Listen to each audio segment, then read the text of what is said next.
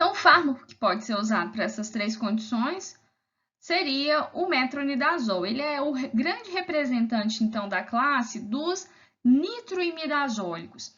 Os nitroimidazólicos, eles são compostos, como vocês podem ver aí pela estrutura química, que eles possuem um grupo nitro associado, ligado ao carbono 5.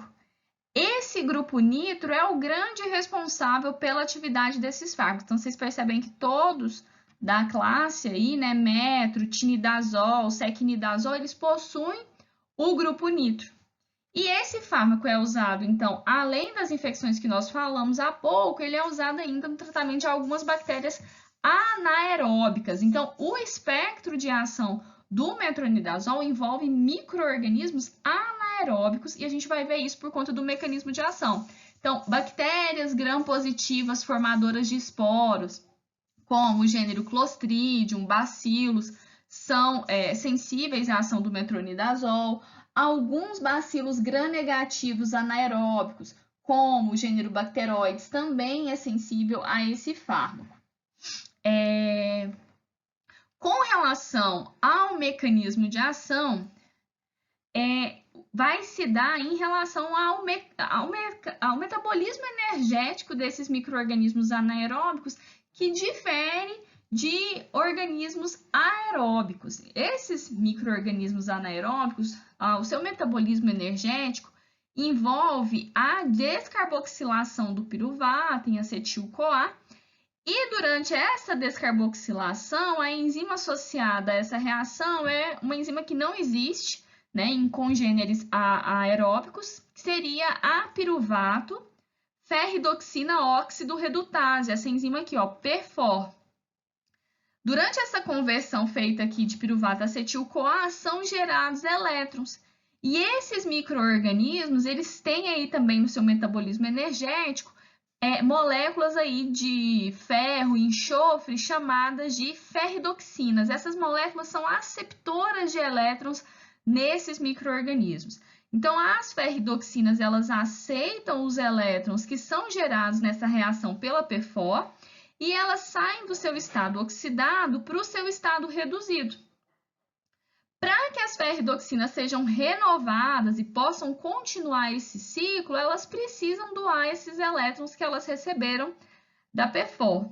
E elas podem fazer essa doação para algum aceptor biológico, pensando que isso é dentro de condições anaeróbicas, então não tem oxigênio ou é uma tensão extremamente baixa de oxigênio, e o oxigênio não poderia receber esses elétrons.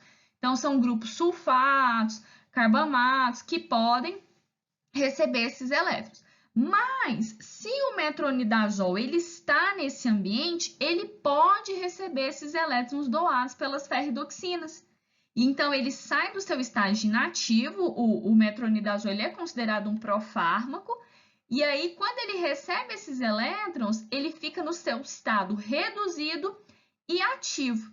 O que acontece quando ele recebe esses elétrons? O grupo nitro, que a gente falou anteriormente, ele se transforma em um radical altamente aniônico e reativo. E é esse radical, a partir então desse aceite desses elétrons, que é responsável pela atividade do fármaco, já que o grupo nitro, altamente aniônico e reativo, ele vai lesionar ali as estruturas desses micro-organismos, principalmente DNA, mas também outras biomoléculas. Então, a gente percebe, mais uma vez aqui, que nesses micro-organismos anaeróbicos, o seu metabolismo energético envolve a conversão de piruvato em acetil-CoA, e essa conversão é feita por uma enzima chamada PFOR, piruvato ferridoxina óxido redutase. Nessa conversão são gerados elétrons que são recebidos por moléculas que nós também não temos, que micro-organismos aeróbicos não possuem, que são as ferridoxinas. As ferridoxinas que recebem os elétrons da reação ficam reduzidas e elas têm que passar esses elétrons à frente. Então, se um nitroimidazólico ali, que pode ser o metronidazol, tinidazol, SEC, qualquer nitroimidazólico que ali esteja, ele pode receber esses elétrons. E aí o grupo nitro se transforma em um radical aniônico altamente reativo que vai causar lesão ali aquelas células de micro-organismos anaeróbicos, sendo protozoários ou bactérias. E aí a célula acaba bacteriana ou de protozoário vai levar isso à sua morte. Então, a sensibilidade ao metronidazol está associada à presença ali da PFOR. Os micro-organismos que têm esse tipo de metabolismo energético é que são sensíveis.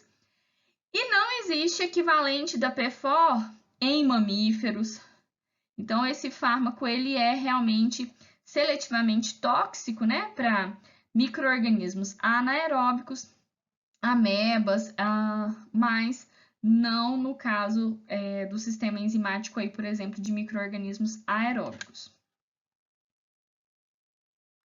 Com relação aos nitroimidazólicos e ao próprio metronidazol, é importante, então, por aquele mecanismo que a gente discutiu, a gente percebe que essa transferência de elétrons para o grupo nitro é essencial para a atividade do fármaco. Então, se no ambiente existe altas tensões de oxigênio, o oxigênio vai competir para pegar esses elétrons. Então, a atividade do fármaco pode ser reduzida, já que o oxigênio, né, pode pegar os elétrons e diminuir a ativação do metronidazol. Então, essas tensões de O2, né, podem inibir a citotoxicidade do metronidazol. Esse fármaco nós já colocamos, né, clinicamente eficaz para diversas infecções por protozoários, tricomonas, amebias, giardias e por algumas bactérias, né, nós já falamos anteriormente. Nós temos um outro nitroimidazólico que a gente discutiu semana passada, que é o benzinidazol, utilizado para o tratamento da doença de Chagas. A gente já tinha falado de fármacos, né, que tem esse grupo nitro, que se torna carregado negativamente aí.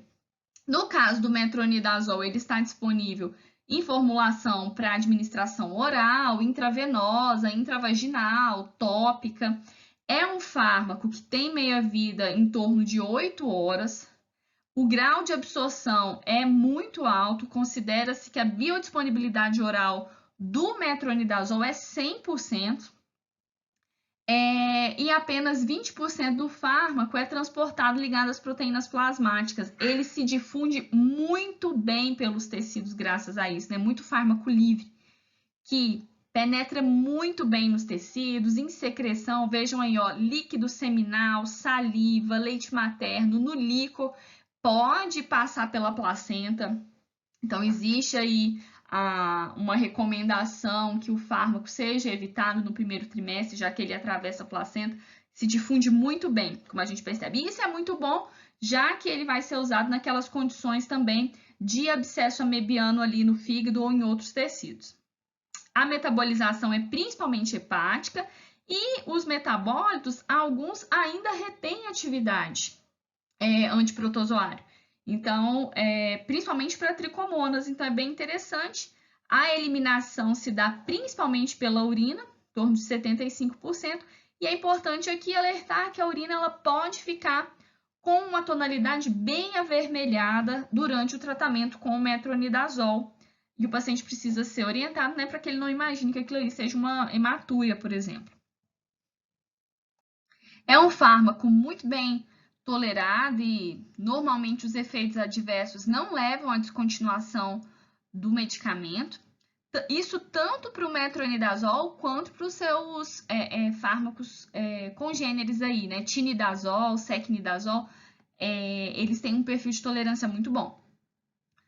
Em relação aos principais eventos adversos que podem ocorrer, são aqueles associados ao trato gastrointestinal, náusea, vômito, diarreia. O fármaco é associado a um gosto metalizado na boca e isso é comum até pelo benzinidazol na doença de Chagas.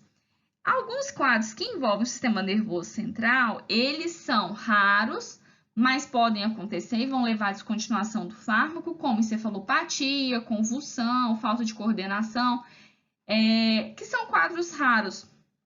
Além disso, o metronidazol, durante o seu uso e até 3 dias após a utilização do metronidazol, o paciente ele precisa ser orientado para não fazer o uso de álcool. Por quê? O metro, ele inibe a aldeído desidrogenase. Então, com isso, aquele metabólito do álcool, o acetaldeído, se acumula. E ele é o grande responsável aí pelas manifestações, né, do que a gente chama de ressaca mesmo. Então, o paciente, se ele faz uso concomitante de álcool com metronidazol, ele vai ter um quadro de taquicardia, rubor, náuseas, vômitos, dor de cabeça. Então, o paciente precisa ser orientado a não fazer essa associação, né, entre o metronidazol e o consumo de álcool. Além de neutropenia temporária, que já foi relatada, e em questão da urina bem avermelhada, que eu comentei com vocês. Naqueles pacientes que já têm doença ativa do sistema nervoso central, né, pela possibilidade de neurotoxicidade, né, se recomenda o uso com cautela e evitar durante o primeiro trimestre de gestação.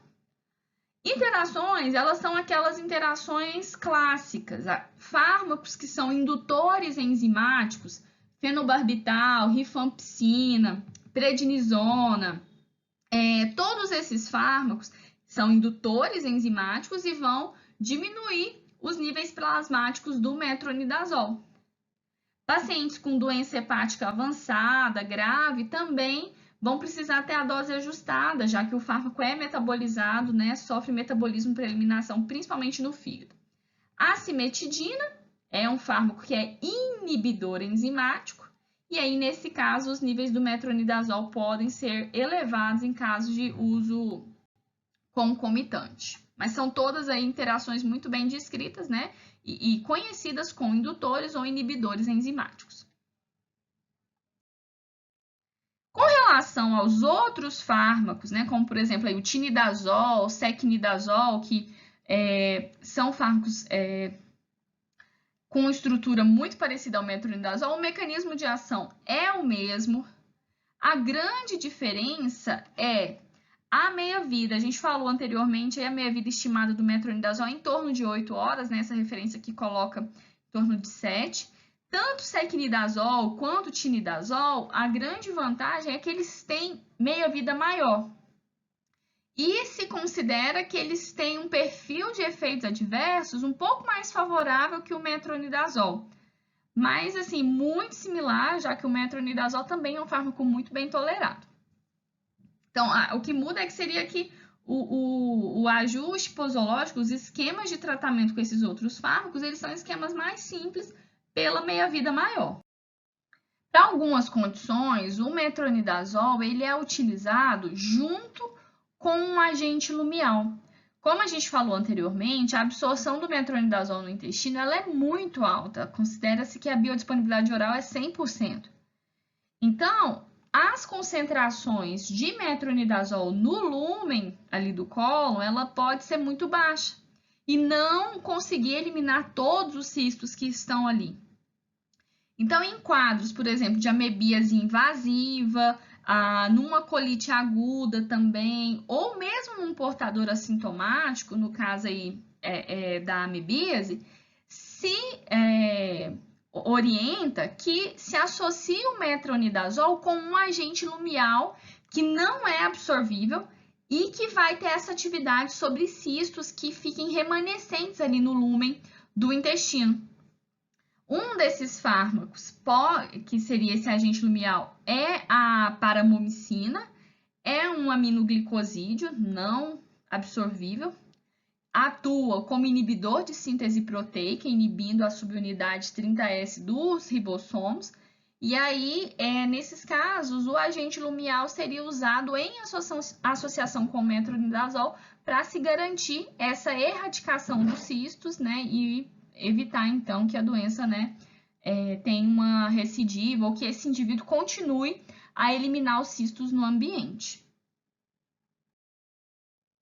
Aqui, só coloquei aqui, né, o tinidazol, então, ele é considerado com atividade similar ao metronidazol, espectro similar. Considera-se um melhor perfil de toxicidade, mas as reações são muito similares e, por conta daquela meia-vida mais longa, né, as dosagens são mais simples. Aqui a gente percebe, aqui já é da referência do Katzung, a gente percebe, né, tanto para as infecções por entamoeba, tanto aquela sintomática, infecção moderada, grave, ou mesmo nos quadros de abscesso hepático, usualmente se recomenda, nas infecções intestinais assintomáticas, apenas o agente lumial, e nas demais seria ou metronidazol ou seu congênere, né, o tinidazol, mais um agente lumial. E aí vocês percebem, né? Então esses seriam os fármacos mais utilizados nessas condições.